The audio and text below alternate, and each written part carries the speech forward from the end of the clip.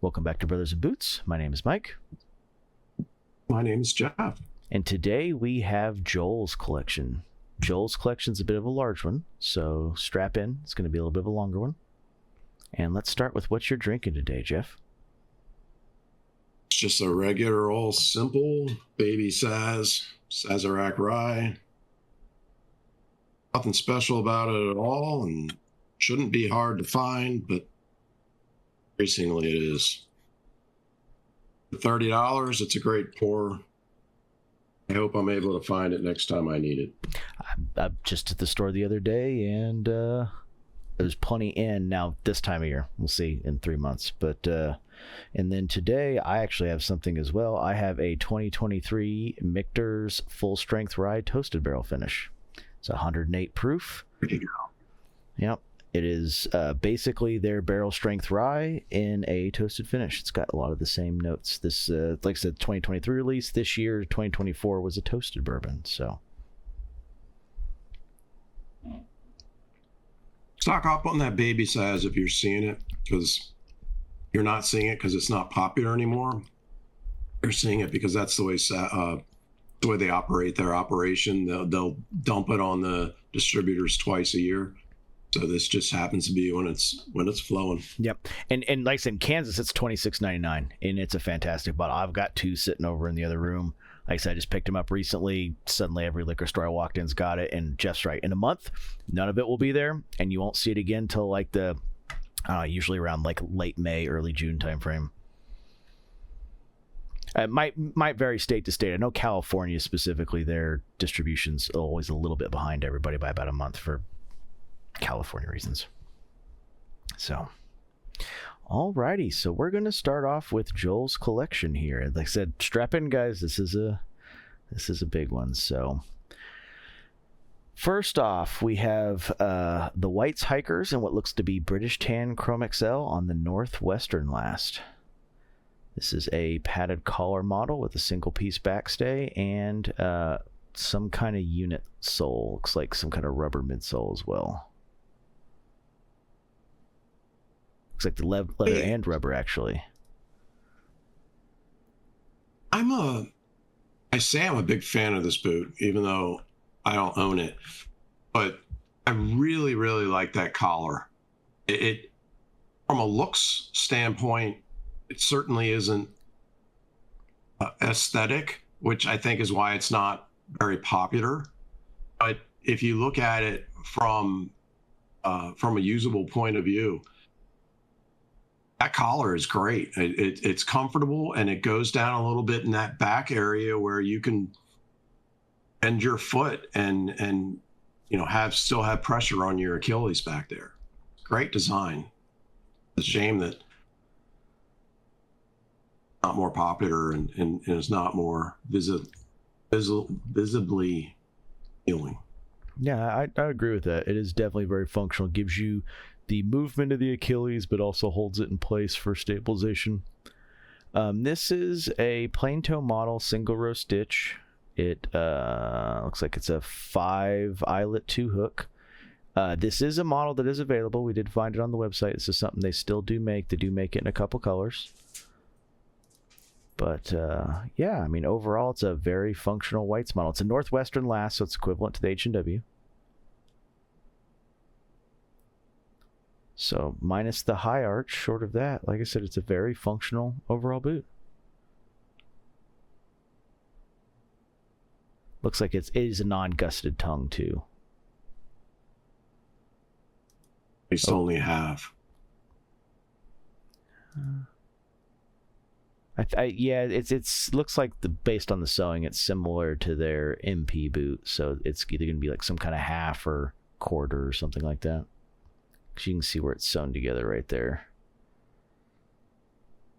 It looks like the second part's added onto the top. Overall, pretty cool. Like I said.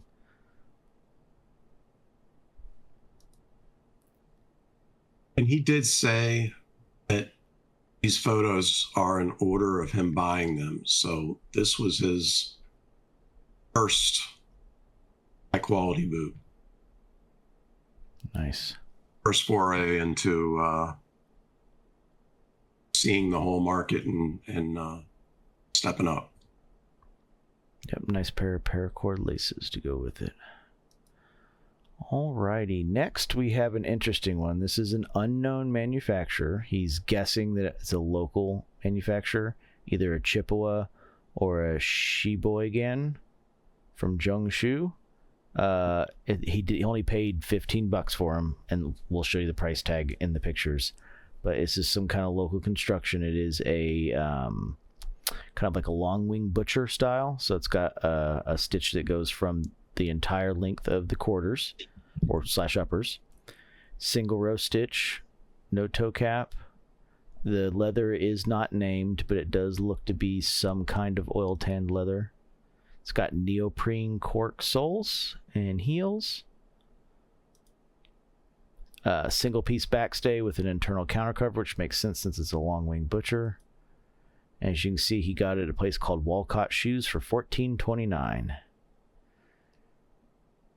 But you can tell by the internal, yeah, you can tell by the internal rough at it is some kind of oil tanned leather.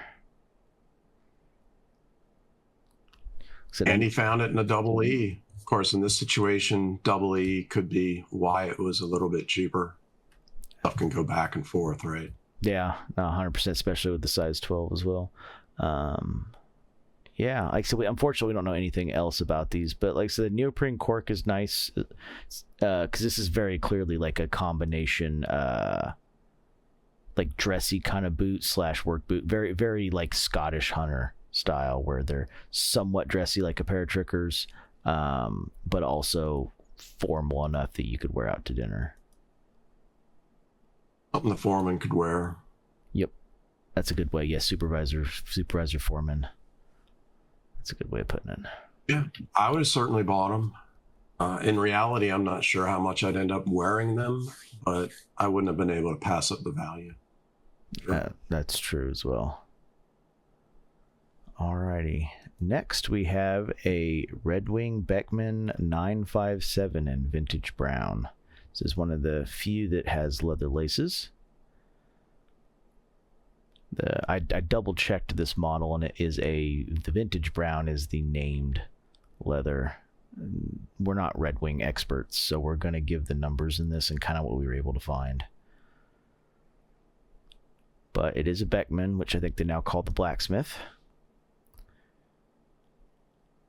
It is Goodyear welted, single piece backstay. It is it looks like a unit, but it is a two-piece neoprene cork and heel. Oh, that's the next boot. Neoprene cork and heel. Like so this it's not the amber harness. It's called vintage brown is the name of the leather. Nice solid boot. Depending on the age, Redwing used to make stuff a lot better than they do now. It could be a very well made boot. It's simple. It looks nice. It's got a one-piece counter that looks nice. Yeah, I think with the Redwing guys, the Beckman is the preferred over the blacksmith, and I think they stopped making it in 2018, so this is probably a pre-2018 pair if I had to guess. Well, I shouldn't say if I had to guess. It's definitely pre-2018, but I'll stop talking there. The Redwing people are going to roast us in the comments. But yeah, it's a Redwing Beckman 957. It's overall cool boot. Like I said, I do like the leather laces. That's not going to be a common theme here. It is a slightly taller boot, but overall, it's cool. I like the one-piece backstay. I know it's not the most repairable or maintainable or the most durable, but I do like the look of it. It looks cool. It's nice to break into. A Redwing guy would be part of my rotation. Yep. I agree. Next, we have the Thorogood Bloy. This is in brown Chrome XL. This has also got a specific store that's local to him stamped on it. These are single row stitch. I believe these are they're neoprene cork with the Goodyear heel. I don't know if Goodyear actually still makes these anymore, but a couple people still have these kind of heels. Flora has a set on a pair of cowboy boots I have. Some people can still get the Goodyear heels. They still exist. Not sure if they're still manufactured, though. And this is actually a built right sole here, too.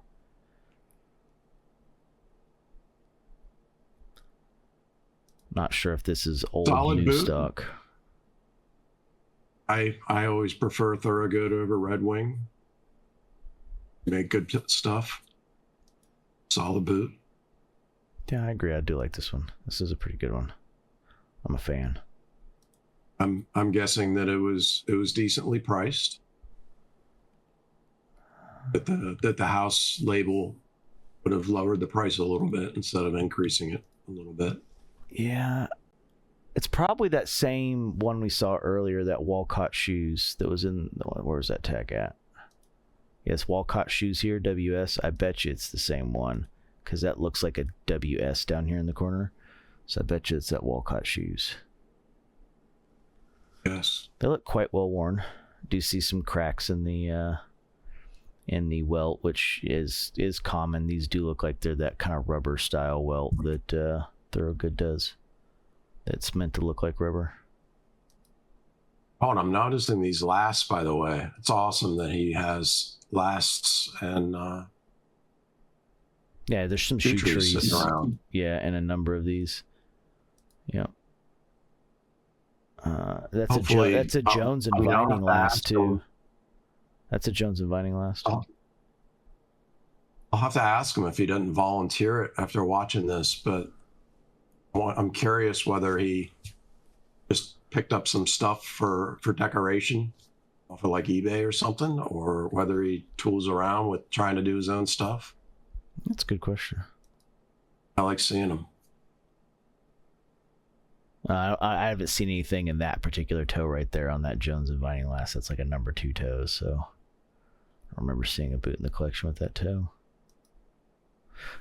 Next we have, these are, so we have them down as Redwing 699 logger with black steel toe. I do believe that one is correct. There's another one coming that was in brown. I don't know if it's a special edition, but this one we were able to line up as a 699 with which is their logger model, and a black steel toe. They just call it black. I don't think it's like any of their specialty leathers. It's just kind of like one of their work leathers. It's known as black, kind of like that vintage brown we showed earlier. This is a logger, so it does obviously have a woodsman heel. It is a 2-piece backstay heel counter cover. And it is that kind of commander style from what we call in the PNW, where it crosses over the vamp crosses over the uppers onto the vamp instead of terminating at the edge of the uppers. It's funny the lighting, the way it's almost making it look like that midsole is made out of something else, but on the left one, on the right one, I don't see it, so it I'm sure it is leather. Yeah. I guess something is like flowering there. Yeah, or maybe it looks like the heels were maybe colored at some point in time, and the boot on the left looks a little less colored than the boot on the right, so maybe there's just a little bit more color on it. I'm looking at the toe box at the front. Oh, okay. And it's kind of silvery looking up there. Yeah. I think that might just be the lighting. Gotta be. It is a storm welt. It is the bumped storm welt. I am noticing now. So these look pretty worn. Oh, I only have 2 pictures of these. Look to be either 6 to 7 inch boot, probably in the 7-inch range. They do have pull loops that looks like they have torn away a little bit. It's a lug sole. I mean, overall, it's a logger. It's a good logger. He's got other loggers coming up, so this is probably one of the first pairs. He's probably got a good amount of wear on these. Solid boot, and his, I guess, first full initiation into the PNW arena, the Spokane boots. That first one is a little bit more questionable because it doesn't have the arch. It's one of their lower models, one of their lower constructions, but this is a full-fledged pair of whites. This is Redwing still. Yeah, we're still in the Redwing 699s. Yeah, this is the Redwing 7-inch. It wasn't, I was going off of what I was looking, the name, instead of looking at the picture, because they were just worn and broken in. But it does have the the right heel. Yeah. And then this is the second. Yeah, this is the second pair of 699s here, which is the same thing. So I couldn't find these. He labeled these as 699s as well. I couldn't find these in online anywhere, so I don't know if this is like a special edition, but this is a similar boot in which is another logger style with a slightly different pattern, and this is also labeled as steel toe.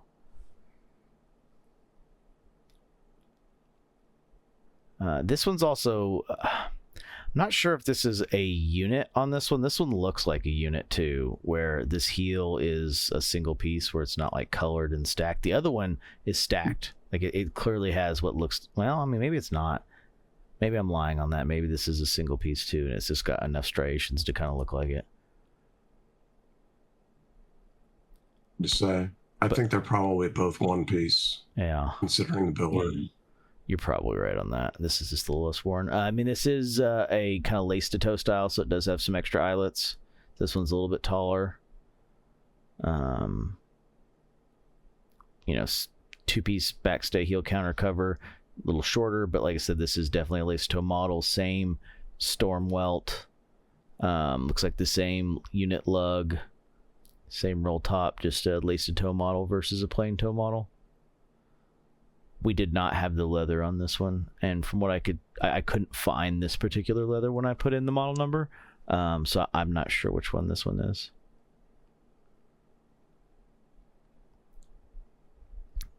Usual paracord laces, single row stitch, so lining up with what we've seen so far. As you can see, here's the Redwing label on the inside. It's fuzzy, whatever it is. It's got a very non-finished rough out. And then here is nice to see them made in the USA. Yeah. And then here's the smoke jumpers. So these are the white smoke jumper and black Seidel.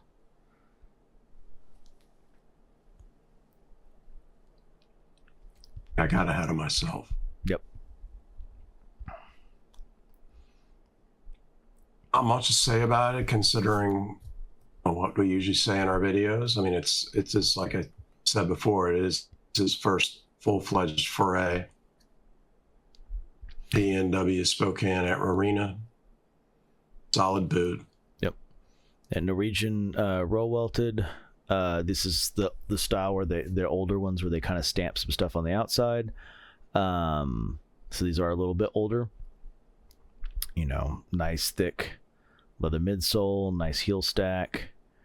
The usual goodness that we come to expect from Spokane. Well worn. I'm gonna guess that he bought these used because he said that I think he said he put these pictures up in the order in which he got them, and like Mike just said, it's got an older look to it. Yeah, the way that the stamping is, and if you look, there's also splits stamp, in the roll. Like a white stamp. Yeah, not a current white stamp on the side. Yeah, it's not how they do it currently. You are probably correct on that. He didn't give us a time frame on when he bought these, just for everybody at home. He just said that they're in order. And these are well loved. They've got, quite a bit of wear. The roll welt right here split right there. See a little gouge in it. Paracord laces, the usual whites kilties. So if they're used, which I think they are, how well they fit him and how happy he is with them depends a little bit on the previous wearer and whether they're fighting him on the inside as far as molding to his feet and whatnot. Yeah, well, the little bumps that I see in the toes make me think that they're not structured. That there must be soft toe. Or had the safety toe removed by somebody at some point. Let us know in the comments, Joel, on the black smoke jumpers. Alrighty, next we have a whites semi-dress in brown. Couldn't tell if this was like a British tan. It doesn't quite look like British tan, but it doesn't match any of the modern colors. And the other thing is you'll see in this one that the eyelets aren't an eyelet whites would use. So I'm thinking this was bought with all eyes and maybe a cobbler, or he himself added these eyelets on, because this isn't a style of eyelets that whites would keep in stock. At least not that I've ever seen. But it is a brown color. We're not entirely sure of what brown. Don't think it's British tan. Could maybe be a really worn out red dog, but don't know. This is 2-row stitched. I doubt it looks like it did new. Yeah. Depending on when they've been moisturized and what they've been moisturized with, or lack thereof. Yeah. It is a full gusset tongue, dual row stitched, Norwegian hand welted. This one's unique because you'll see in a second these are leather soles. It's the usual semi-dress and the semi-dress last, which is the 55 with a kind of woodsman style heel. It isn't going to look super duper woodsman. This is a little bit more modern logo too. I bet it's an H&W, or their Northwest last, as they call it. It could be. I don't think they would have let that heel out. Yeah, 55. It's possible. I mean, this boot has clearly had some edits done, because another thing I noticed is if you look, he's either torn the pull loop or this pull loop was added after the fact. I'm leaning towards this pull loop was most likely added after the fact, so it looks like it's stitched directly on the backstay.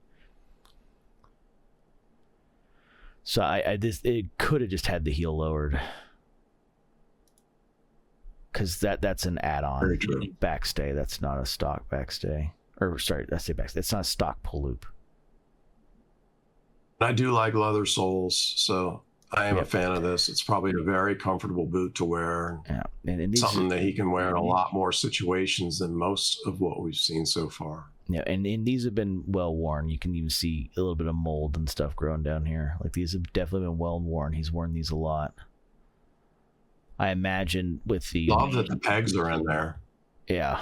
I would bet money that these have probably been rehealed at some point too, based on the wear on the leather sole. Like, they've at least got new heel caps putting on at some point.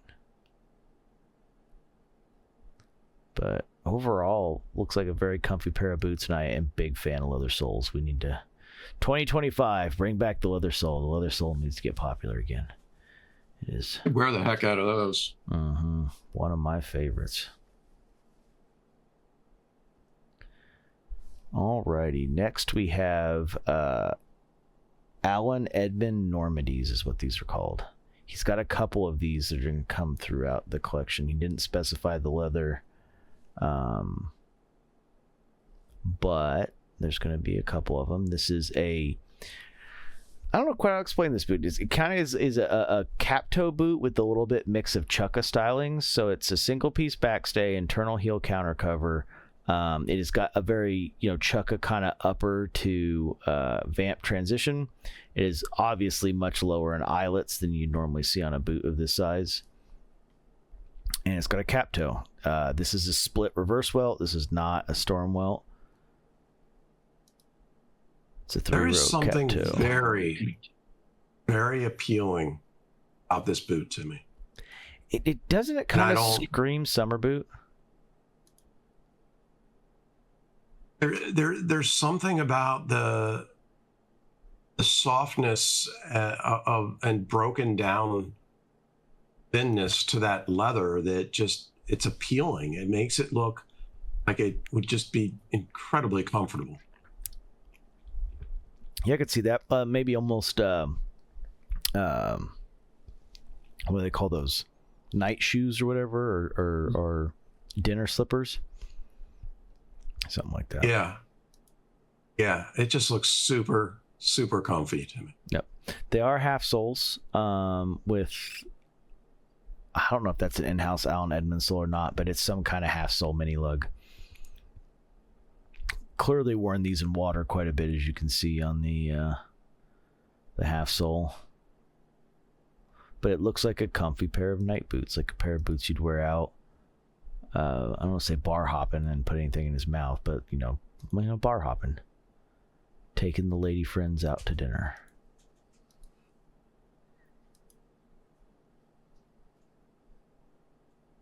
Fine pair of boots, would definitely wear. We haven't commented about it much, but I mentioned the lass. He's got some really cool advertising back. Oh yeah, the signs. Yeah. He's got a number of these signs. We've seen it for a couple different brands. They're a combination of what looks like kind of LED signs and neon signs. There was one we saw earlier. There was more of a neon, but these look like there's some kind of like acrylic LED, which is still pretty cool. Next we have something in a similar vein. These are Italian military service boots. He's pretty sure they're reproductions. They are kind of like one of the ones we saw earlier. They're a little bit of a long wing butcher model, or a combination of trying to mix a long wing butcher with the last one we saw, kind of a chukka style boot. As you can see, the heel counter cover is meant to replicate that long wing butcher. Riveted upper, just common repair, especially in military boots back in certain time periods. It is a I know this first one doesn't kind of look like it, but it looks like it's a 3-row. The second boot's a 3-row cap toe. This one looks like the lines might have ran together. Single row stitched.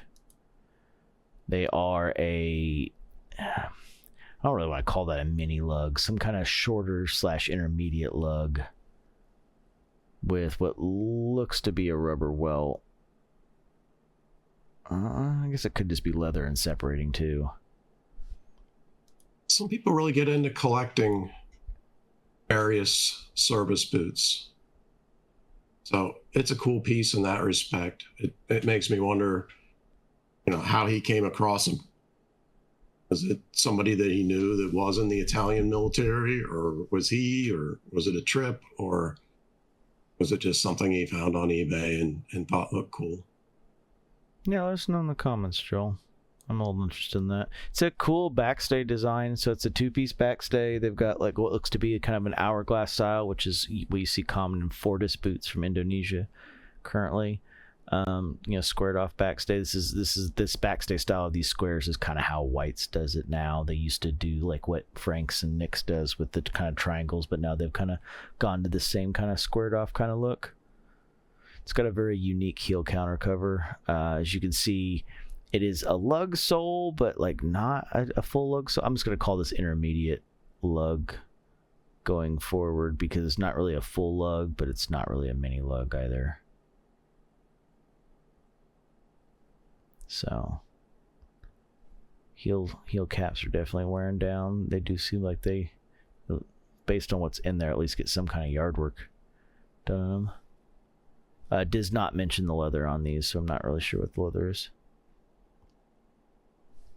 But my guess is it considering what the Italians have available to them, it could be horse, and if they're old enough, horse would have been a cheaper work leather as well. So it's possible. Yeah, I don't know. Doesn't look terribly impressive. Yeah, but it could be, John. I'm just considering the source. Yeah, well, it could also be double shoulder, but that grain break makes me think cow skirt on that boot, but I'm not going to speculate. Yeah, he did not give us the leather on this one. Overall, cool pair of boots, especially if you're into collecting military styles. I'm a big fan of military semi-dress, and this is kind of getting into that military semi-dress area. So, thumbs up from me. Alrighty, next we have a beautiful pair of these are called Alden 4046 and number 8 shell. They seem to be very close to the Higgins Mill model. This is color 8 shell cordovans. This is from Horween.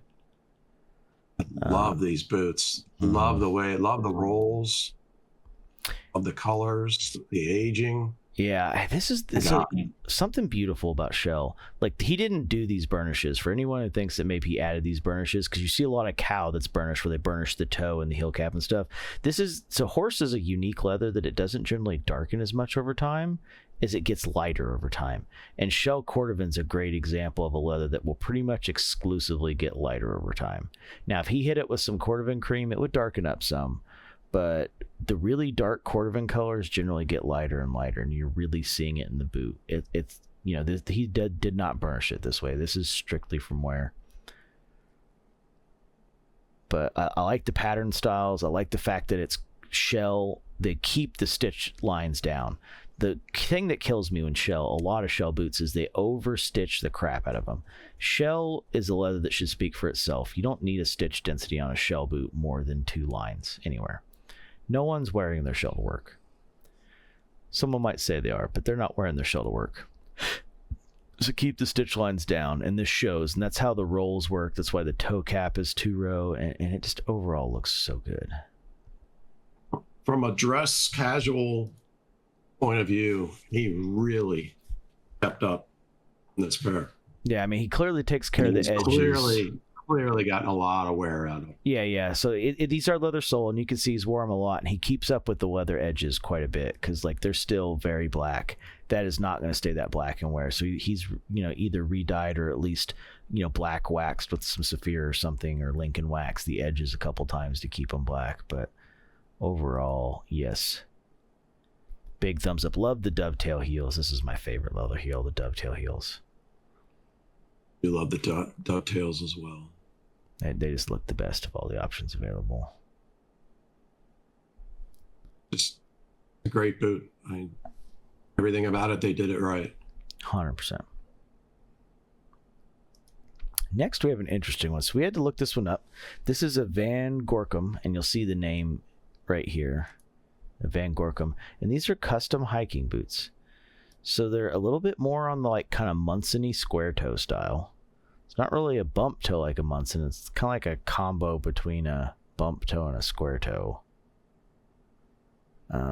Obviously it's a hiking boot, so it's D-rings, deeper speed hooks that kind of slip in a little bit more. It is a unit lug sole piece. It is a padded tongue. It's gusseted 3/4 of the way up. And it is in your standard, kind of hiker boot style pattern, which is quite a bit different than the normal stuff that we talk about on the channel. As you can see, it's also gusseted to the outside versus the inside, which is unique with hiker boots. So the stitching that you see here on the outside, that's actually the tongue. That's where the tongue wraps in. I am not a hiker, so I am likely not appreciating these as well as I should, but I really like them. They're obviously very well made. Good thick leather, strong gusset, strong tongue. Oh, the whole upper strong hooks. Yeah, the whole upper's padded, by the way. So that not only is this a padded collar in this section right here, this whole upper piece should be padded. You can kind of tell with how fluffy it is. Like it's padded all the way up.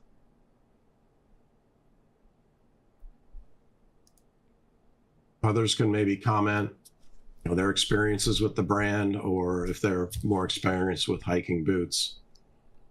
That I wish I was. They'd have to have mountains in Kansas first to be a hiker. I could tell you what fields look like. Got a lot of experience with those. I'm in the foothills. I've got some stuff not too far. I really would spend more time out there hiking. Yeah, it's like 4 hours to Colorado and another 2 hours to the Rocky Mountains. I'm not close to anything mountain at all. I can tell you what wheat fields look like. Yeah, here you go. This picture shows it pretty well. You can see just kind of how padded this shaft is all the way up. In this picture, it really kind of shows it. You can see how padded the tongue is too. And leather lined. Yep. It is a single piece backstay setup, but like I said, this construction's not similar to a lot of the stuff we talk about. It's done in a different way, so it's really not quite as comparable, but it is an internal heel counter with heel counter cover. You can see the stitching for it right here. Unit sole. It does look like it's actual. It is a real leather. I'm not sure if that's a Blake stitch, but midsole / welt here. This is leather.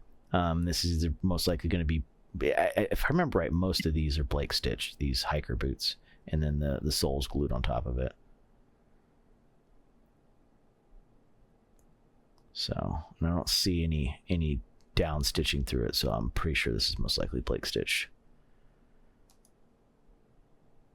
/ McKay stitch for those that are more familiar with the term McKay. Same process, Same person. Well, different people. One created it, one made the machine, and streamlined the process. But overall, cool pair of boots. Filling in the blanks in lots of areas, lots of variety here. Yep. 100%. Alrighty. Next we have... these are the Trickers Ripon boots. These are another kind of long-wing butcher style. But a little less long-wing butcher and a little bit more what they call Adelaide boot. These are... we don't have the leather in these, so unfortunately I do not know what the leather is. We kind of looked. They've made this Ripon boot in a lot of leathers. So it was not easy to determine which one it was. This is another one that ironically has leather laces. Good. An English boot. Yes. Yeah. Which, considering all things considered, especially that, I would guess that this is some sort of CF Stead. Could be. They've made it in a ton of CF Steads and other stuff. It's possible. I've seen it. I just did my preliminary search, found it made in Kudu, a couple different Italian tanneries, a couple different French tanneries. Like it was a lot. I was a little shocked. They even have made these in Chrome XL. So this is not Chrome XL. A good company. Yep. I think good company. Been around. Yeah, I think this kind of falls. They called this the Ripon Field boots. This is kind of another one of the ones in their hunting lineup. When somebody grows up from wearing their Doc Martens, it would be a logical choice for them to pick. Yep. It does look like this one is a leather sole. It is a single piece backstay, but once again, slightly different construction than we're used to, so that doesn't really account for quite as much. And I believe, yeah, this is the leather sole on this one. And this is a made in England pair. I'm assuming all Trickers are made in England, but just in case there's like a Chinese or like an Eastern European option, this is one of the made in England pairs.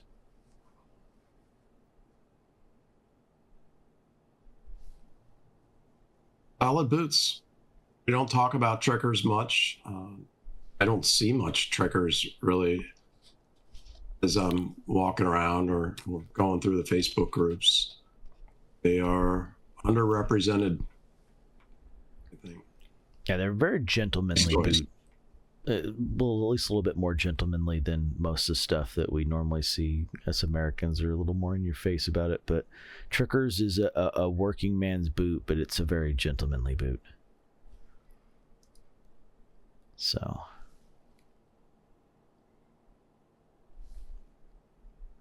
do like the leather soles. I wish these were the dovetail heels, but these are just your regular leather combo heels. So they do have tons of brass nails in it, which I do like. Do like when they do lots of decorative work with the brass nails. Overall, big fan. Woodwear. Again, they look well worn. Really, the more we go along, again, assuming these are in order that he got them, because I think he told me that, I'm getting more and more the feeling that he's bought a lot of this stuff on eBay, which is a smart thing to do. It allows you to increase your collection and try a whole bunch of things without destroying your pocketbook. Sometimes when they're worn in, they're a lot more comfortable than they were the day that they were made. Yeah. The other thing is he could live in an area that it's wet, not like pooling puddles, but it's wet a lot, so that the leather soles get wet a lot more, which will cause them to wear faster. Obviously, it couldn't be pouring down rain because the uppers don't have water stains on them, but I don't know, it's just a thought.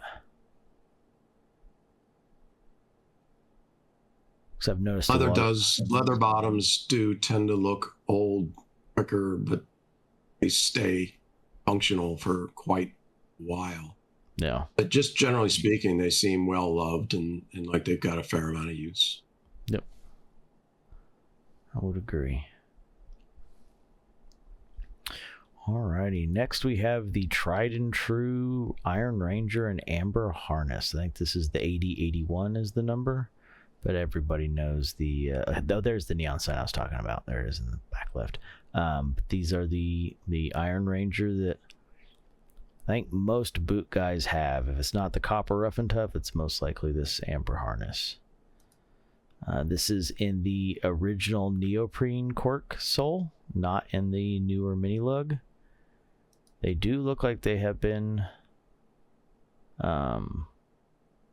pretty worn, even though the sole doesn't show it quite as much. But they do look pretty worn. At least the uppers look worn. Maybe they just get scratched real easy. I've shined up people's Amber Harness, but I've never actually had this leather. So I mean, but it's your usual Iron Ranger single piece backstay, Puritan stitch. 4-row toe cap. Like so this is the older one. This is the neoprene cork. So this is before they started doing the mini lug as a default. I want to say it was like 2018, 2019 that they made that change. I always love seeing the Puritan stitch. This is the traditional gateway boot, as a lot of people nickname it. 100% on that one. So, went too far. Alrighty, on to the next one. We have the Allen Edmonds Surrey. We do not have the leather on this one either. This is another one of those kind of summer boots. It's kind of similar to that Alpine we saw earlier. It's a little bit different. This is a split reverse welt, 2-row toe cap. As you can see, it's actually most of the connections in this boot are single row stitched across the board. Only the tongue and the toe cap are the only double row stitched. Everything else is single row stitched. This is nice and simple. I don't like it as much as the other Allen Edmonds we've seen so far, but it's a nice, simple boot. Well, this one's lined with something. He didn't say, but I'm not 100% sure that's leather. It's either leather or some kind of cloth. But it is lined with something. It's weatherproof. So by claiming weatherproof, there's most likely a Gore-Tex membrane in here somewhere. It is a lug sole. If I remember right, this is the oh no, it's leather. It's just a weird grain leather. Yeah. This is one of those It's Hides, which is just another brand of commando sole a lot of people were using for a while until Truman got their own. They used a ton of It's Hides, so very common in the industry, very reputable sole. Like I said, it claims to be weatherproof, so I'm guessing there's got to be some kind of membrane in there. But it is this is a really kind of a more traditional chukka pattern. This one really is a chukka with just more eyelets. It is stitched the same way a chukka would be stitched. It just happens to have a toe cap. I mean, the leather looks very soft, both the inside and the outside leather. It's not a tumbled leather, but it some areas look like it has been tumbled just to a little bit of loose grain. But overall, like, it definitely looks like only thing about this boot that has me baffled a little bit is that is a very heavy duty outsole for what is clearly not a very heavy duty boot. Yeah. It's a classier boot trying to look more rough. Yeah, it's a split reverse welt. It is, leather construction. It's got a leather midsole, leather heel stack. Sorry, I just caught off guard for a second by the juxtaposition of the reality that it is a very thick lug sole on.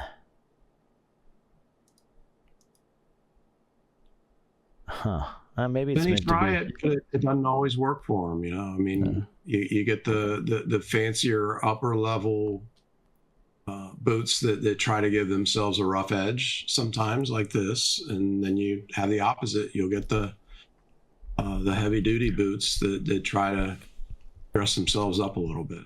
I wonder if it's got a lug because it's weatherproof and it's meant to be kind of like a snow boot. It doesn't mention anything about insulation, but it does like in this picture you can see 3 distinct layers. So maybe it's insulated too. And it's meant to be like a snow boot. I'm not sure. You'll have to let us know in the comments on that, Joel, if you know any more about that. Maybe. No. I'm gonna say maybe it's like a Gore-Tex, but if it was, they would say so. Yeah. It doesn't say weather resistant, it says weatherproof. I mean, that suggests that there's a if you look here, in there. See there's 3 leathers there. It's too thick to be there might be a membrane in there still, but that's too thick. There's 3 distinct layers here. Because there's the clearly what's the outer leather, some kind of inner leather, and then the liner.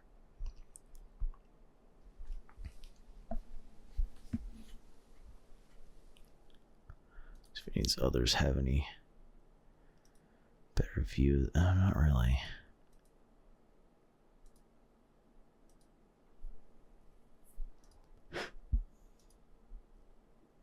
You have to let us know, Joel. Because from what I could tell, it looks like there's 3 different leather layers here.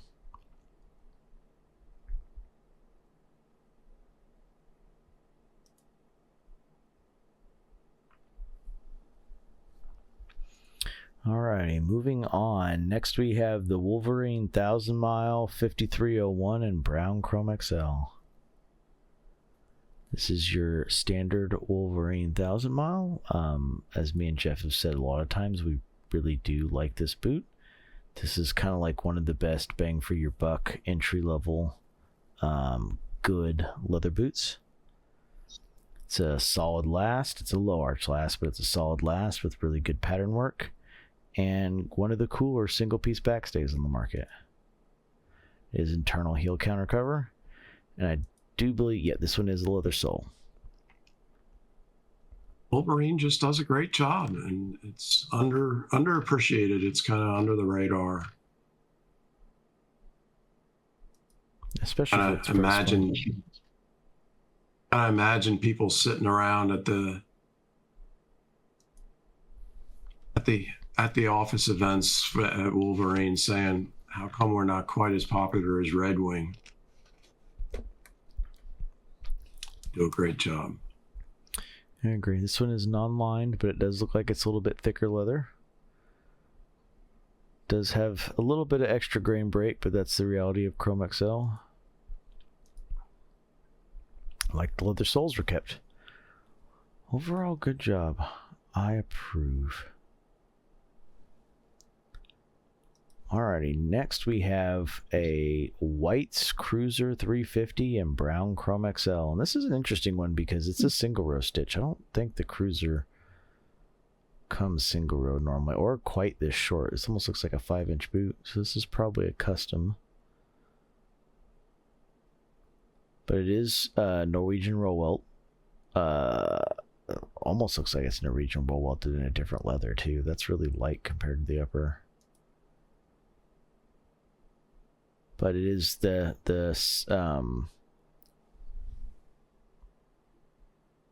almost wonder if this isn't a semi-dress, Jeff. I would say that it is. I mean, the lack of full counter. I wonder if he sent the pictures out of order. I think this is not the Cruiser. I think this is a semi-dress. I wonder if that very first one that we reviewed is the Cruiser.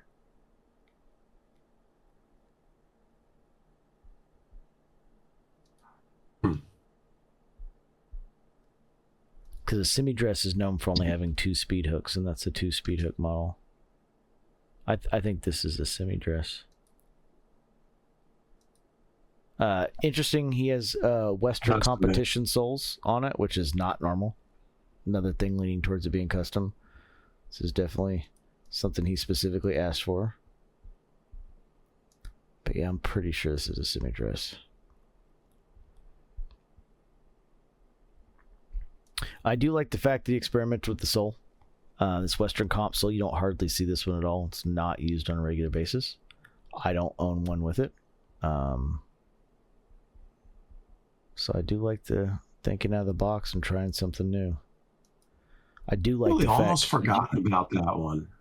Yeah. And it is a good question why we don't see it more. I mean, anybody who would choose this, I guess, is choosing the V-bar. If I remember right, I think this particular sole has something different about it that makes it a little bit more expensive. So most people upcharge like $30 for this one, above a V-bar or a mini lug. Be a nice search to try to figure out the pros and cons between this one and the V-bar. Yeah, pretty close. I do like that it's single row stitched. It really kind of lines up with the Western theme. You don't see a lot of dual row stitch Western stuff with nice outsoles like this, so kind of gives a unique look. And he definitely won the Chrome XL lottery on this pair, 100%. Yeah. Alrighty. Continuing the Western theme, next we have a Nocona cowboy boot. The leather was not given, but this is very clearly a square-toed cowboy boot with a beautiful toe flower. This is some fairly ornate 8-row fancy stitching. Leather sole. Dogger heel style. I don't know much about this brand. They definitely see them somewhere, but they don't look super duper worn. Kind of cool. They're middle of the line. Are they? It's a reasonable first cowboy boot for sure. And I don't know what his history is. He may have owned a lot of them in the past, but yeah. Looks like they had something sit on top of them for a little bit. There's a little bit of a weird right here you can see. So if I can zoom out, you can see kind of weird here. I don't know what exactly happened there. Maybe something set on top of it or what. And the instep to vamp transition. It is an older company. It's owned by Justin. Justin's bought up a lot of boots. They weren't always, though. But they always were. I've been hearing about them most of my life, but they're kind of a mid-level, and a lot of them lean towards work instead of dress, casual level. I mean, cowboy boots can get pretty fancy. You are not wrong there. Overall, I'm a fan. Seems like you might need another pair of cowboy boots in the future. I know a lady, let me know. Or engineers. That's harness. True too. Alrighty, next we have Redwing Iron Rangers in the Muleskinner leather. So people recognize the Muleskinner leather. It's kind of a iconic Redwing leather that's used in a number, or it's the S&B foot leather. But it's a iconic Redwing one. It's a nubuck style. Lots of people go after the models with the Muleskinner. This is a older pair that's got the neoprene cork and not the mini lug. But it is another pair of Iron Rangers, just in a nubuck. Said big fan of the Muleskinner. I like the look of it. You can see the panels are always going to kind of end up different colors. That's unavoidable with the Muleskinner. It happens. Just certain areas flex more than others, which tends to have them either kind of build up more color and whatnot. In areas like the toe cap that don't flex at all.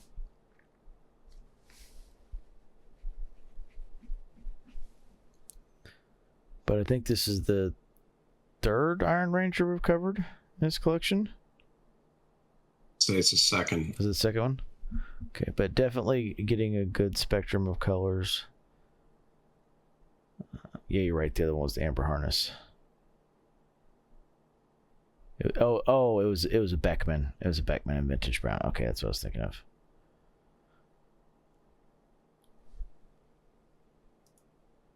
But overall, same things with the Amber Harness. Puritan stitch is always nice. Single piece backstay is always nice.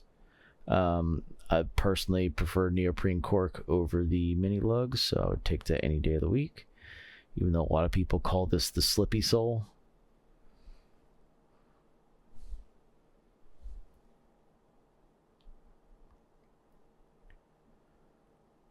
Alrighty. Next we have the Redwing 606. This is kind of one of more of their work models.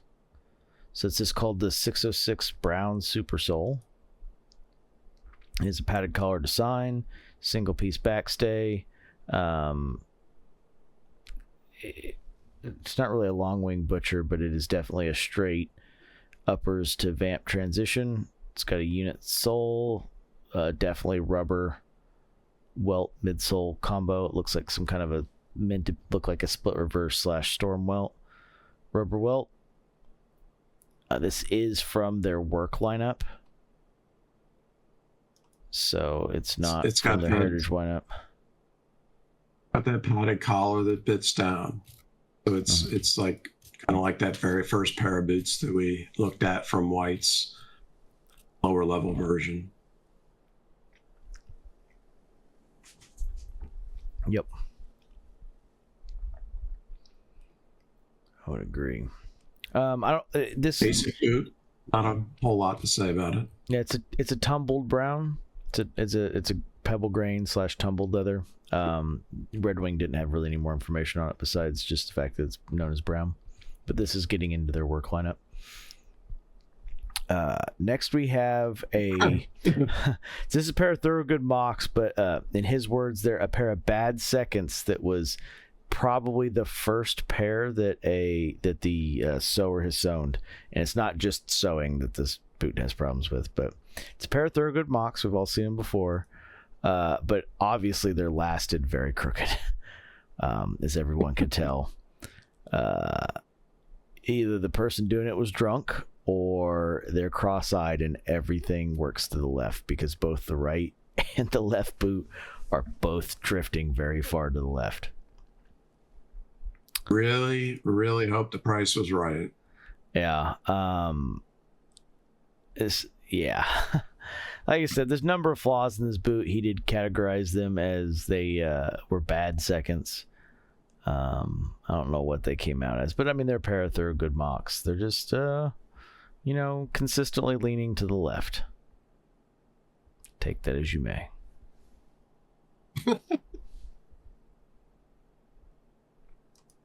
Oh, here we go. Here's a better shot of exactly how bad leaning to left they are. So the mock's going over the pinky toe and kind of just, not protecting your big toe at all, essentially.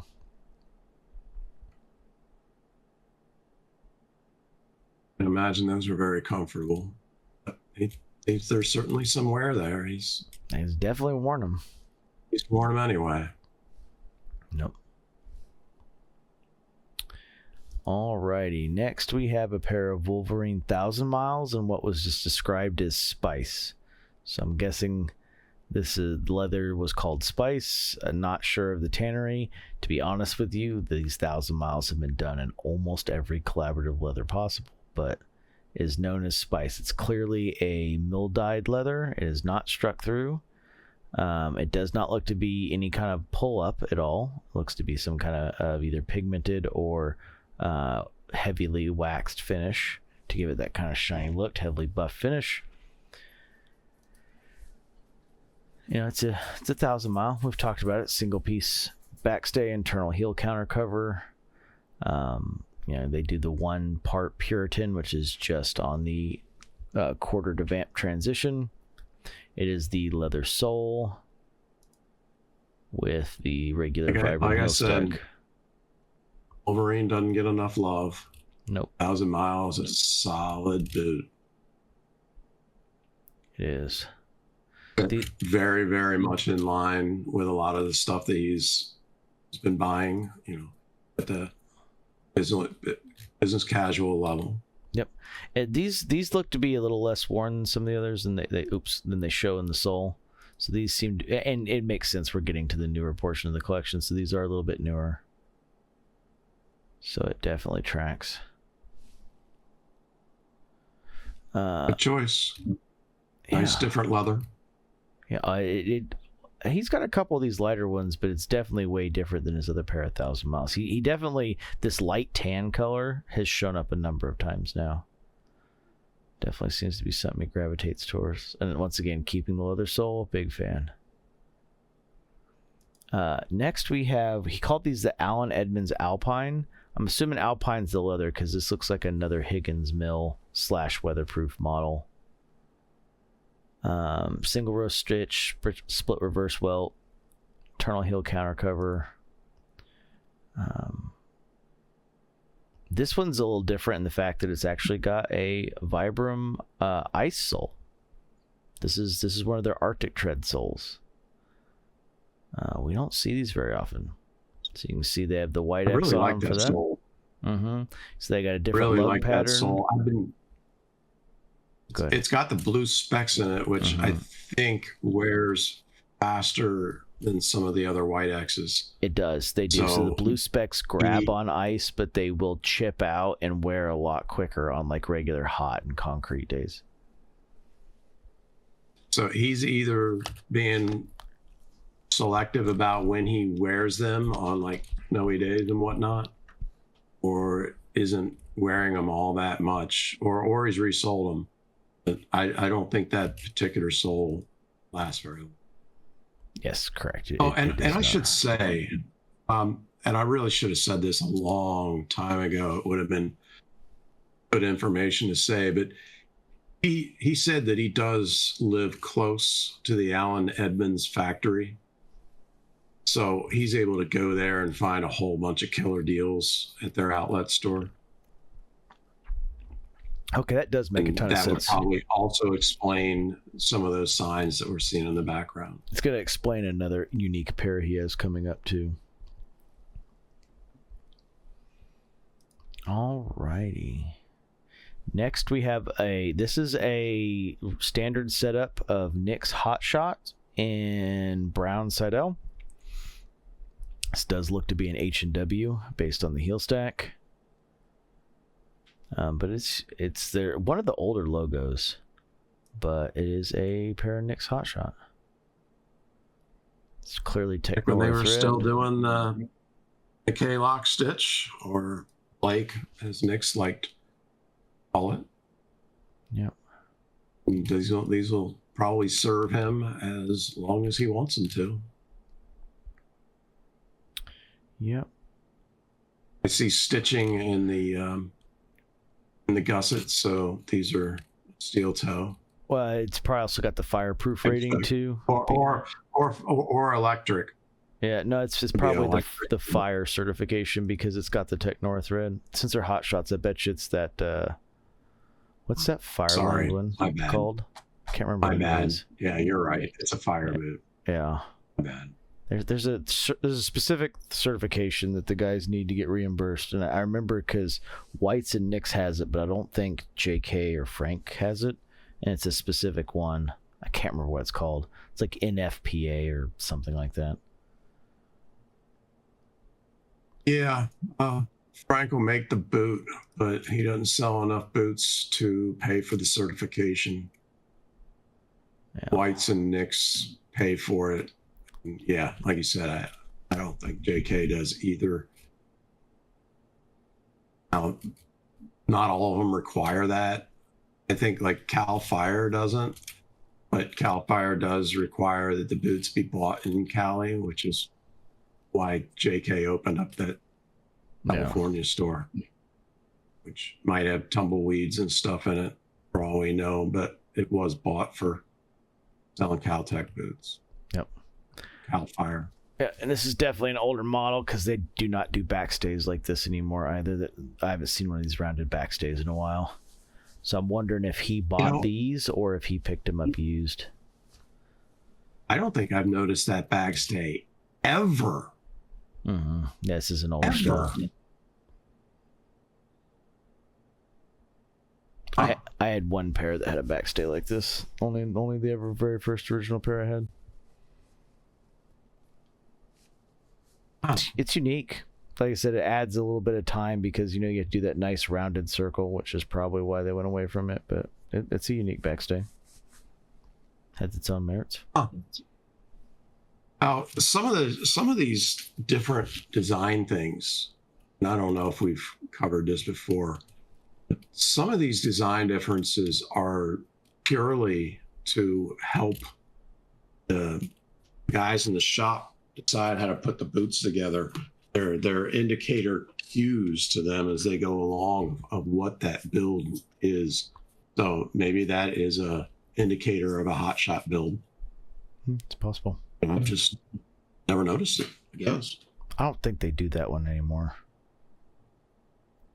I'm sure they don't, but still, I've seen some older logo, and I've seen, older nicks. I had never noticed it. Yeah. It's a cool pair. Alrighty, next we have Thorogood Emperors, and what at some point in its life were brown.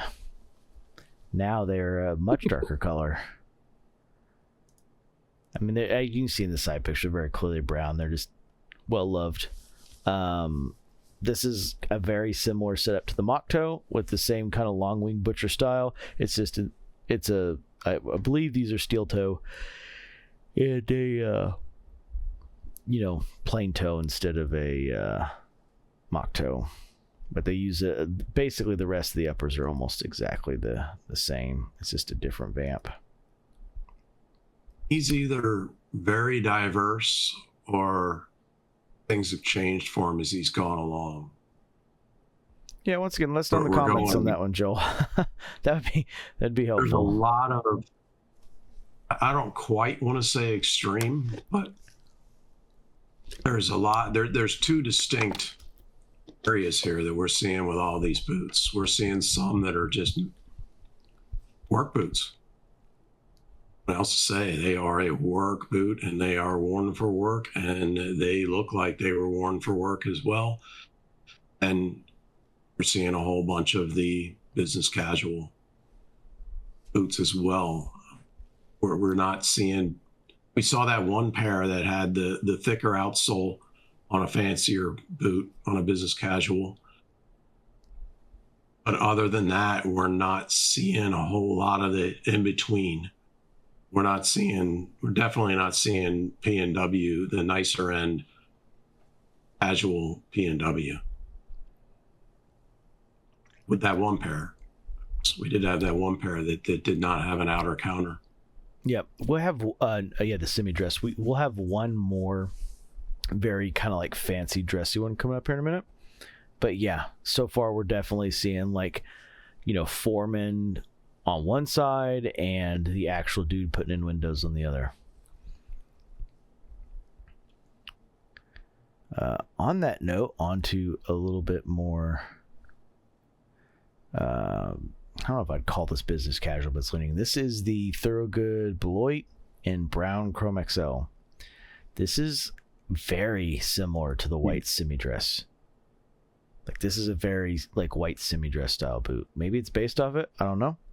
But it's a 3-row stitch and a shorter 5-inch boot with internal heel counter cover, single piece backstay, and it's very, very similar to the white semi-dress. This is a neoprene cork, non-branded, don't know what it is. Obviously Vibram heels. This is an older model because I don't think Vibram's made this heel in quite a while, but it's very, white semi-dress in nature.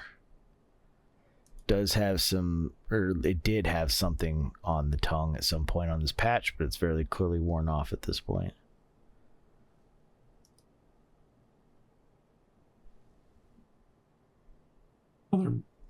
Solid business casual or work casual. Yeah. Like I said, this is very like white. I don't know how else to explain this besides this is basically like a very comparable model to a white semi-dress on a different last. It's also one of the few Thorogoods I've ever seen that's 2-row stitched. Well, it's actually 2-row stitched. No, that's Norwegian welted. No, this is Norwegian welted. I don't know if it's probably not real Norwegian welted. It's probably faux welt, but that's actually Norwegian welted. Couldn't tell if it was 2-row stitch, but that's it's a single row stitch, but it's Norwegian welted. It's single row. So it's most likely a faux Norwegian welt where it's just stitched through the welt and it's not actually going into the upper. I feel like you're off here. That's That's an Alden, isn't it? No, this is Thorogood. See, Thorogood 1832. Huh. Yeah. All right, it is. Yeah, the next one's the Alden. Yep. But yeah, like I said, I don't think it's a real Norwegian malt. I'm pretty sure it's a faux Norwegian malt. It's looking surprisingly casual for Thorogood. Yeah. It's really. Oh. I mean, if I put the white semi-dress next to it, here, let me see if I can find that again. It I'm going to real doesn't fast. look like any. Doesn't look like any Thorogood I've served. Yeah, here, let's grab this out. Take this and put it next to it. Yeah, if I put these next to it like this, like it is like basically a white semi-dress. Look at that. Yeah. That's shocking. It's shocking to me that's Thorogood. Yeah. That Thorogood Bloy. Shocking. Oops. Went on too far. All right, well, everyone saw the next one already. The next one's an Alden Indie 403. This is also a brown Chrome XL. I mean, this is the dress shoe to heritage boot gateway. Neoprene cork. 120. Yeah, neoprene cork. 403s brown Chrome XL. Characteristic macho. Yep.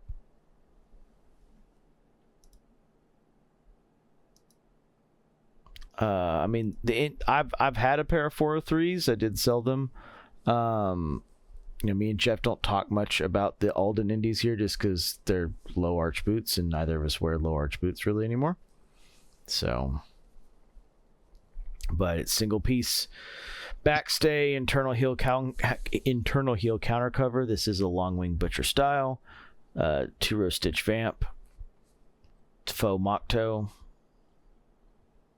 By faux, I just mean the stitches are purely there for decoration. They don't add anything.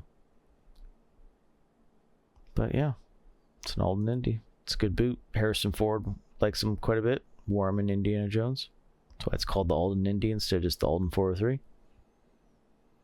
These look a little dusty, so maybe he doesn't wear these quite as much. Staple boot. Yep.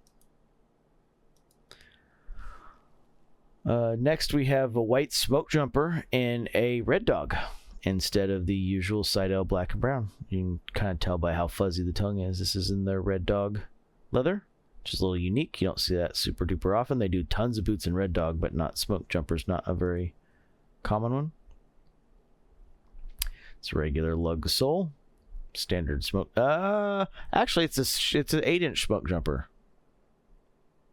So this might be a custom order.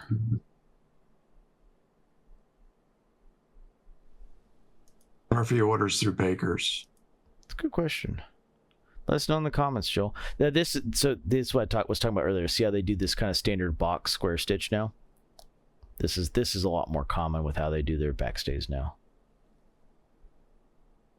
We talked about that a little bit earlier with the one that had the very unique backstay stitching. Oh, one too many. Like I said, this is a standard lug. Doesn't look like it's a white X or anything special. Just a standard lug. Standard build Norwegian roll welt. Good stuff all around. These, we're getting to his newer stuff, and these don't look super worn. So like I said, we are getting newer, so I'm expecting this trend to kind of continue. They also don't look super new. Not super worn, but also not super new. I don't think Whites is doing very much regular V100s anymore. I don't think they are either. I think that they've really taken to the White X ones for a lot of their common builds. Yeah, and a lot of people are getting them when they're not requesting them too. Which, I mean, maybe some people get mad about, but generally speaking is a good thing. The White X is the way to go. It's the black honey.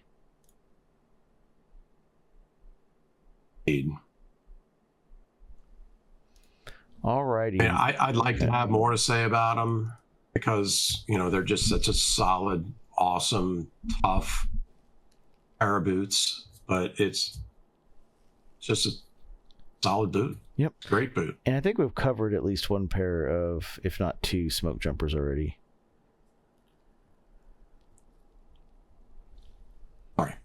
We moved on. Next we have, so this is the Redwing 938. This is another one in their work boot lineup that doesn't have a model name. This is a hiker / work boot style. It's got multiple padded sections, lots of panels.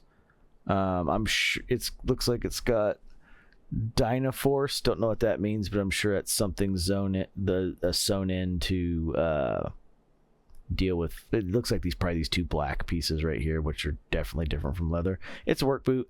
It's clearly got some kind of cloth liner, as you can see here. But this is in their work boot lineup. Do it all boot looks like it might have been marketed as slightly hiker. Yeah, it was just called brown leather. Yeah, it was just called brown leather. Nothing special about it. Looks like it was either tumbled or is pebbled. Looks like it's got a padded tongue, and that is I don't know what that welt would be, but it looks like it's supposed to mimic a split reverse welt. It's clearly cemented construction. So, but it's work boot. These look like they were worked in. Maybe a career change at some point, since it's a lot later in the listings of the stuff he's got.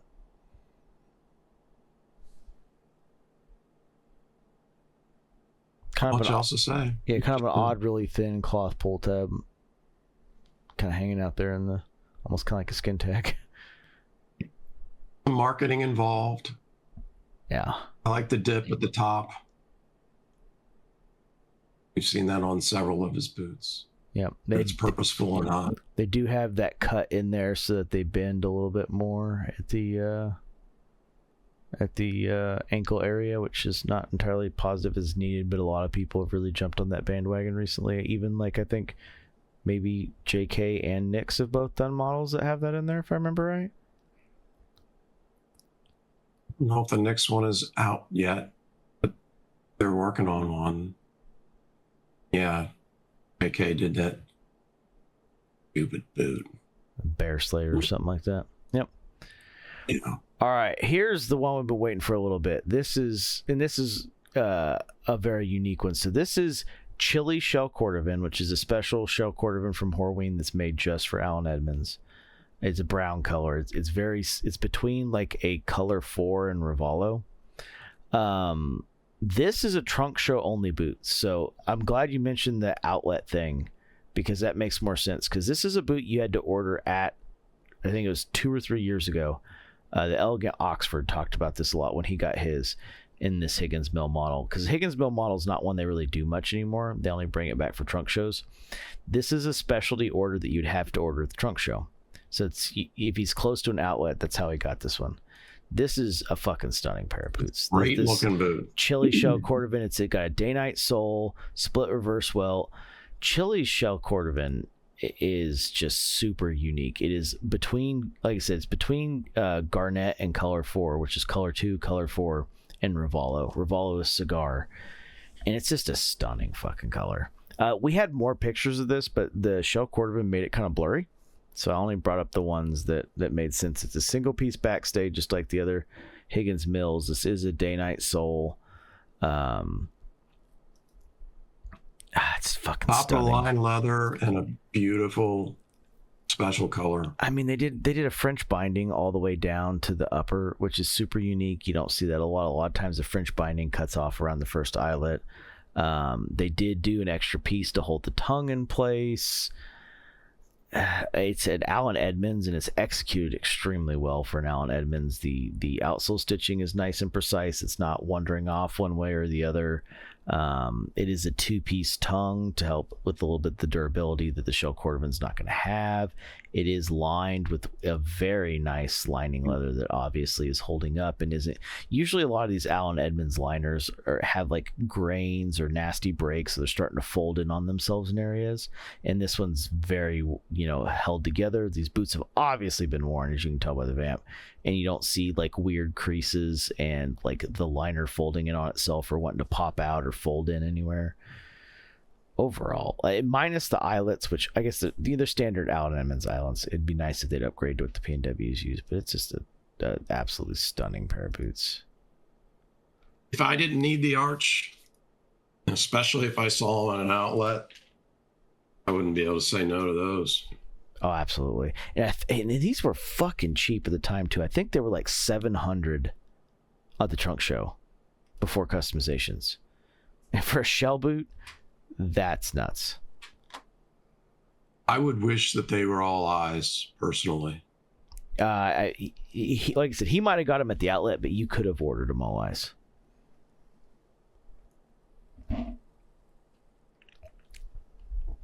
I think I like all eyes a lot more than I'm supposed to. Oh, 100%. I mean, this is a 6 inch. Well, this is a 7-inch boot, right? And to be fair, it's spaced out more, so you'd only be 8 eyelets in total. And that's a doable amount. It's not like you're doing all eyes on like a fucking 10-inch boot. So, totally doable. Stunning pair of boots. This Chile shell cordovan is fucking amazing. It is such a good shell. The single piece backstay internal heel counter covers just go so well with shell cordovan too. It really just kind of shows from the back end how well they go.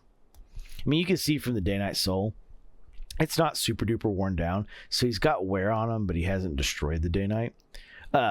These lines that you see across the day-night name, by the way, just for anyone that knows, these would come from sitting on high top tables or bar stools where you put your feet on the bar from hanging on the ground. That's how that ends up right there. That's why the day-night's about worn out on one and starting to wear out on this one. That's just from sitting at a high top table at a restaurant or a bar. That's all that's from.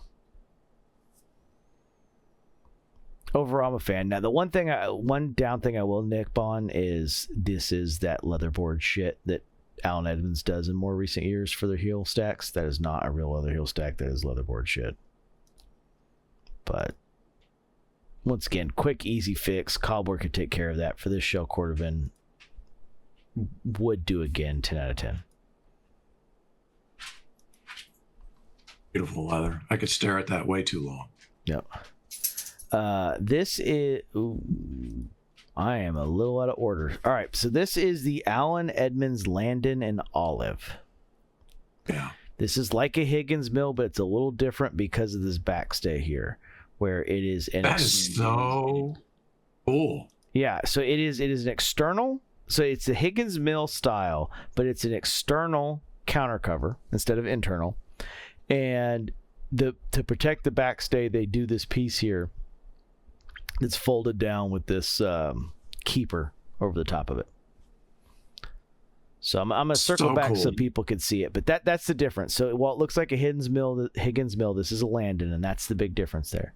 But yeah, this is in an olive color. A lot of the same things you see with the Higgins mill, keeping the SPI high, keeping the number of stitch rows down, 2-row toe cap. This is 3-row instead of 2-row on the vamped quarters. But overall, it's like you keeping it down. It does keep the French binding all the way to the edge down here. But yeah, it's just a very unique... It gives it, for lack of a better word, some ruggedness, right? Because like the top stitch on the counter cover is in place, but the other stitches run through this backstay piece. So they clearly do it in a multi-step process before they go and put the cap over the top of it there with the 2 triangle / half moon setups. It almost looks like it is olive leather, but like in this particular setup, it almost looks like it's like a metal caplet that's just olive that's sewn over the top. Just in this light, it looks like it's got a metal piece on there. It's not. It's a regular. You can see here. It's olive. But yeah, super cool. Is that piece, is it common at all for an Allen Edmonds, or is this is unique to this model? Of like an example of something coming from the outlet where they tried something different. Yeah, no, it's unique to this model. I've never seen it, even though I'm not an Allen Edmonds person, but I have never seen that, and I really like it. Yeah, it's not, this Landon model is not common. They don't do a lot of it, but what they did to make this look like this is they when they stitch this top stitch right here, this backstay's been folded over and it's stitched through to give it this extra bump.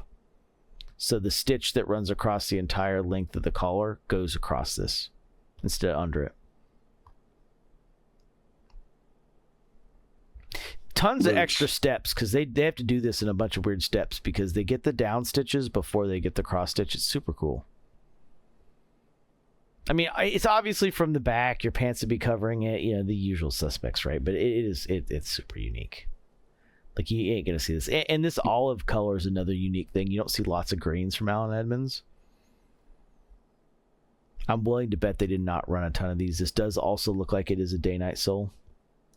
We don't have a picture of the bottom, but it does look like it's a day-night as well. Super cool. Good choice. Yep. It looks like it is a cow and not a horse. It's not tight enough grain for horse, so. Big fan. Liking it a lot. Next we have... This is an Allen Edmonds Alpine. This does not look the same as the other Alpine. This one actually reminds me of sneaker, honestly. It's a split reverse welt. It's got like a Converse / monkey boot style lace to toe. This is an external heel counter cover. It was written down as an Alpine, and it does have that fire or the ice tread that the other Alpine had. Nice. Mm-hmm. It's got a specific name. I can't remember what it's called. Arctic. There you go. Arctic tread. That's the name of it. Yeah. Arctic tread. And it's a single piece backstay with pull loop. Super cool. They're very sneaker like.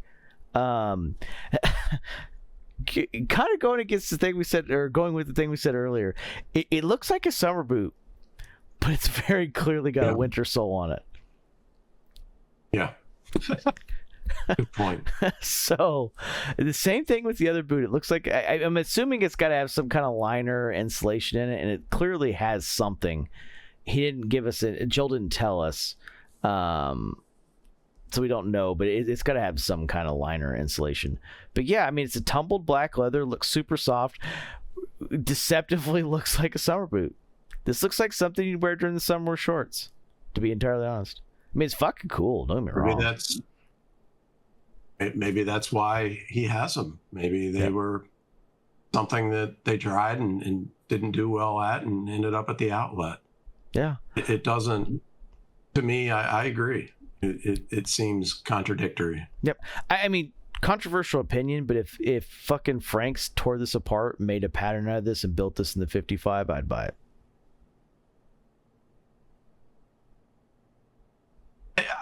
I don't know whether it's because part of the vamp fell, but it almost looks like it's a bump toe as well. Pretty cool. I think it's just because the vamp's falling in. But like I said, it looks like a Converse boot shoe. I'd 100% buy that in a 55. 100%. Even in a soft leather. I really like monkeys. But yeah, monkey-esque. So, but yeah. We had the Nix Zurich written down, but I don't seem to have those pictures. So he does have a Nix Zurich, which is a more recent model that Nix has done, which is a black leather with like a burgundy chrome XL patch. I don't have the pictures for that. I thought I did somewhere, but I'm not seeing them here. So we're missing that one. So there's one boot that he did have in his list in his collection that we don't have here. But yeah. That is Joel's collection. Like as I told everybody in the beginning, strap in. It was a large collection with a lot of different pieces. So you're going to say something, Jeff? How did we screw up on that? I don't know. I don't know if I just didn't open it or what. I think Jeff's trying to find the pictures for it real fast. So I was hoping I'd be able to find it fast enough, and I don't think I will. All right. Here, let's just do this. No, I got you here. So we don't have his, but let's just go take a look at Nick's boots here. So this is the Zurich James collection. So it's going to be something similar to this guy here. As you can see, maybe that's not burgundy. I thought it was burgundy. I just sent it to you again. Do you think you can? Yeah. Give me a second. Get it up fast enough? Yeah, we'll speed run this. We got this. Fill time. What's your recommendation for the next regular boot while I'm doing this? Oh. Yeah. It's tough because most of his are trying for that kind of lower price range. But give him an MTO. I think he's right. I would say a monkey boot, the Frank's monkey boot. But for him, I would specifically suggest a single row stitch down instead of a double. I think it would fit him better. And then he could go all out and do something cool with the leather. Yeah. I'm not sure. My brain kind of wants to try to suggest something a la Allen Edwards, considering what we've seen from him. Oh, well, so Allen Edmonds has some unique stuff. I could definitely see some of the trunk show, like maybe another like Chrome XL or something Shell Cornerman leaning. I'm actually going to go a little wild on this one. His style is kind of in between. I'm going to suggest a Julian Bowery boot. Julian makes the Bowery boot, which is a mix between a semi-dress. It's a very military semi-dress. In a ton of different leathers, from everything Chrome XL all the way up to Shell Cordovan and everything in between. I'm thinking for his setup, like a Julian Bowery boot in his choice of leather. Probably like a kudu. Didn't see anything kudu-esque. He's got a lot of embossed/tumbled stuff, so I think something kudu, which is textured, would really line up with that. Maybe even like you mentioned a Frank's monkey boot. I'm gonna go a little sacrilege and maybe a Frank's monkey and one of the law tanning bisons. Seems to lean towards some of those softer leathers. That seems right up the alley. It's a softer leather. I don't know. I was trying to do everything I could to come up with a different answer. I didn't want to really give that answer, but it's all I could come up with. He's missing lace to toe patterns. So any lace to toe pattern, monkey lace to toe. He just has that one. Yeah.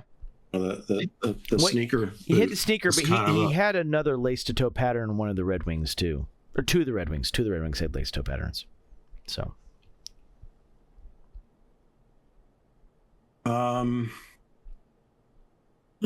Grail boots going to be a tough one. Maybe another Wolverine 1000, depending on how he feels about him. Unfortunately, he's not here to ask comfort-wise which boots that he prefers. Like between a few of the Allen Edmonds and the Wolverines and the various Red Wings, which ones fit him best, which ones he ends up going to.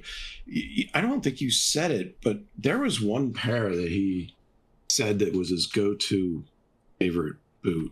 He did. I didn't have that in my notes. I do remember you saying that when we talked about it in the beginning before we started. So just a fourth wall break while he's looking. We do talk about these collections before we start because Jeff has a lot of information these guys have given, and we've got to kind of pick and choose what to bring over. And this is another one that we were a little worried about the time just with the size of the collection. So it seems like at any point we were kind of moving through these kind of quickly, or we were not re-commenting over duplicates because he had a number of duplicates. That's kind of the reason why. He said that the Thorogood Bloy in brown was one of his favorite looking boots. Yep. That's this boot I have on the screen. Go-to. Yeah, I have this one on the screen. This is the Thorogood Bloy. It's the white semi-dress clone. I was remembering wrong. He didn't tell us his favorite boot to wear. He told us his favorite looking, which is a nice simple boot. It's a white semi-dress clone. If that's his favorite looking boot, then maybe he should be looking for a semi-dress pair of whites. Hey, they do whites. Again, I might suggest a single row. I don't know if whites is still willing to do that. They will. Whites has been cranking down quite a bit on how custom they'll do nowadays. In the last, I want to say year and a half. Yeah. Maybe a little longer than that. Yeah. Less willing to go off menu and do cool stuff. But maybe if you could get a single row and a pair of whites, semi-casuals. Yeah, semi-dress Shell Cordovan might be a cool a cool go. Or maybe that White's has some kudu occasionally. Yeah. Maybe a white semi-dress kudu with a single row stitch down. Yeah, they just did a couple CF steads. They did Kudu, Rambler, and Waxy Commander recently in the last like 4 months. Yeah, no, they've been running quite a bit. That Rambler could be awesome for them. Mm-hmm. I have the Winter Smoke Ramblers and the Bounty Hunters, and yeah, I mean they're badass work boot. If you want something that's a little bit more comfortable, that scratch resistant, that's a great choice. Kyle had some Winter Smoke just kind of sitting around that I was able to use, but they've ran Unicorn Elk, they've ran Dragon Blood Zulu, they've ran a couple different browns. Dragon Blood Zulu is like an orange, and they ran a black recently, and a lot of that stuff. So yeah, I could 100% see that. Or Frank's could mimic that. I think they still have this CF Stead Kudu Caramel. They have so they have caramel. They have a little bit of brandy. They don't have any more of the autumn spice, I don't think. And they have the Unicorn Elk, which is the green that came in recently. They have a couple kudus right now. That's that green one that you really like the rough out of. The one they have in the closet. Oh, yes. Yes, yeah. And that is a fucking stunning rough out. If you like the texture of a bison, but not that much texture, going back to whites, they've I think they've got a bullhide right now, which is kind of a in between. Mm-hmm.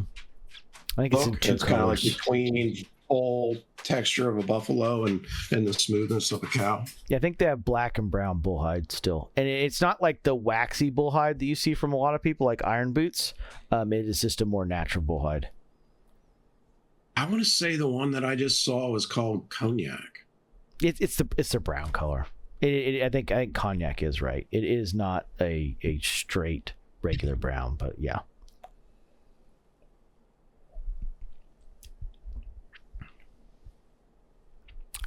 Grail boot. I'm gonna go out on a limb here. I saw a lot of everything going around. On a limb, I'm gonna say you need a pair of Flora Knights and some Quilled Ostrich. You don't have anything like it. You've got some kind of semi-dress stuff, and if you guys have seen my quilled gray pair of bootines, she could do a fucking super narrow, beautiful toe, which just goes great with Quilled Ostrich.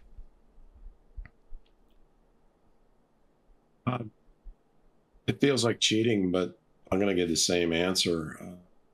Flora Knight could really make a boot in that in-between area for him, because it does feel like it feels to me like that's his happy place, is the semi-casuals, and a lot of the boots that we're normally talking about is a little bit more heavy duty than where he seems to want to gravitate towards. So Flora could certainly make him a boot in that in-between area with a totally custom fit. Yep. Yeah, there's a couple Creosote models that are in that kind of semi-dress vein. The Creosote 7's a good example, though he's got a lot of cap toes. There's a couple other models that Gabbard does that are in that semi-dress. Maybe like the Fiction is another good example. That's a complete pull-on boot that's an engineer-ish style that's a little bit more cowboy leaning because it's got no belts at all. But yeah, I mean, I don't think you could go wrong either. I mean, maybe a nice kangaroo in that if Quilled Ostrich wasn't your thing. I mean, kangaroo's nice. Cayman, if you want to do Cayman, she's done a couple Cayman boots that are fucking stunning. Sorry, for those of you who don't know, it's a little fancy for him. Yeah, for those of you guys that don't know, Cayman is baby alligator, and then Prosaurus croc is saltwater crocodile. Those are usually the things boots are made of. So when someone says alligator, it's technically Cayman. If it's crocodile, it's Prosaurus croc usually.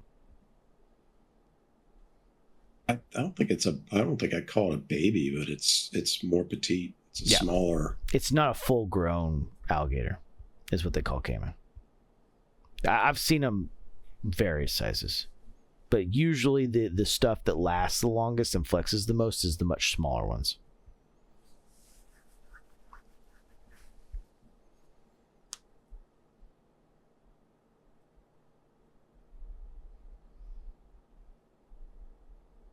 that covers it. Yeah, I don't think it's a baby version. It's a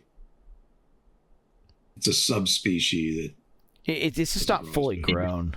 It's because it's got more collagen in the in-between layers between the scales, and so there's an in-between layer that exists between the scales, and that's the piece that wears out. As they get older, it gets really hard to cut the scales, and it also, that collagen's really thin. I'll have to Google it. Maybe I'm the idiot. I think it's like comparing a pit bull to a chihuahua. It's the chihuahua is fully grown, but it's a lot smaller.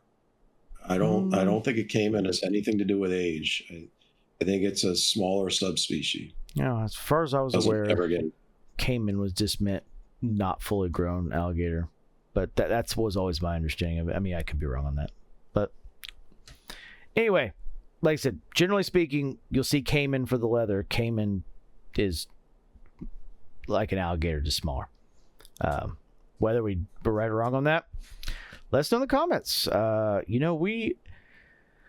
We try our best on smaller, all to be as accurate as we can. It's either smaller because it's a junior, lower age, or it's smaller because it's a subspecies that never gets as big. Yeah. Well, my understanding was specifically the caiman was because the scales weren't as hard and there was more collagen and liptides left in between the scales, which made the leather just last longer. Unlike something like, because something you will never, ever hear us suggest on this channel is to go get something stupid like fucking python, which is just a leather that does nothing but degrade and fall apart over its entire lifespan if it's not consistently conditioned.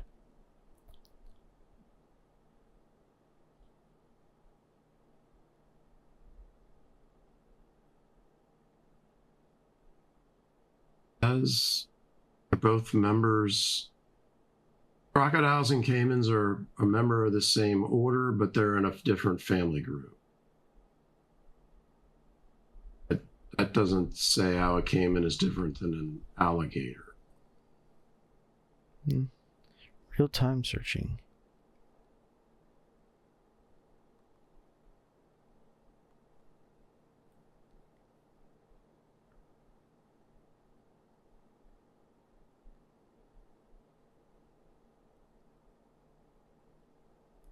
This episode was already too long. Sorry.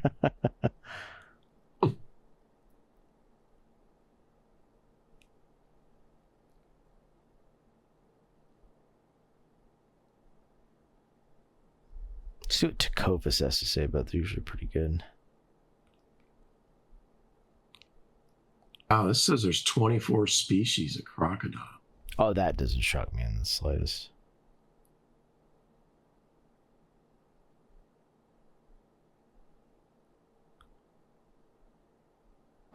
This says that a full-size caiman only gets as long as 6 feet. I'm that seeing would suggest it has nothing to do with age. Yeah, I'm also seeing that caimans are farmed specifically for their skin, and they're usually, if they're farmed for their skin, they're harvested at 3 to 4 feet instead of getting to the full 6 to maintain durability of the hide. Okay, well, there is more differences than just age. Maybe we'll compound on that in a later episode when we delve into the world of reptile tan boots that no one really should be fucking with that much. But once again, don't buy a python. That's the moral of the story.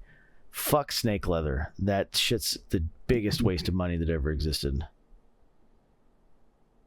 Yeah. I mean, on the whole, I guess I'd agree. But if somebody asked me to name the coolest looking leather that I've ever seen, that has always been on my list, it's the Western rattlesnake. I just think that's the most badass looking cowboy boot leather in existence. You're probably not wrong. But normally speaking, snakes are a terrible idea. The scales get the dirt underneath them and they fall out. And I agree with you, generally speaking. The Western rattlesnake's an exception. Gotta get your Burt Reynolds on. You know what I'm talking about. Oh, it's a joke we can't make on YouTube. God damn it. I do. Oh, I want to make it so bad too. Oh. Alrighty, everybody. Well, we'll see you guys in the next one. I hope you enjoyed this one. Like I said, Joel had a very long collection. We tried to handle the duplicates in the most reasonable way possible. You don't want to hear us repeat a whole bunch. He's got a fine collection. It's just a large one. And like I said, Joel, buddy, our recommendation, man, Frank's Monkey, semi-dress kudu, Kyle Baker can make that happen. If you want a semi-dress kudu, Kyle Baker can get that to happen. I guarantee on that one. And then, like I said, reach out to Flora Knight, make a trip to Oklahoma. Creosote's always an option. He's got plenty of semi-dress, I should say plenty. He's got 3 or 4 semi-dress options that exist. You've got some visions for the future. They're not quite in the price range of stuff that you got, except for maybe the Trickers and the Allen Edmonds Higgins Mill Chile, but world's your oyster, my friend. And we'll see you guys in the next one. Like, comment, subscribe. We didn't say that in the beginning. And we always forget it at the beginning. It happens. I'll make an effort next time. Yep. All right. See y'all in the next one. All right. Sláinte.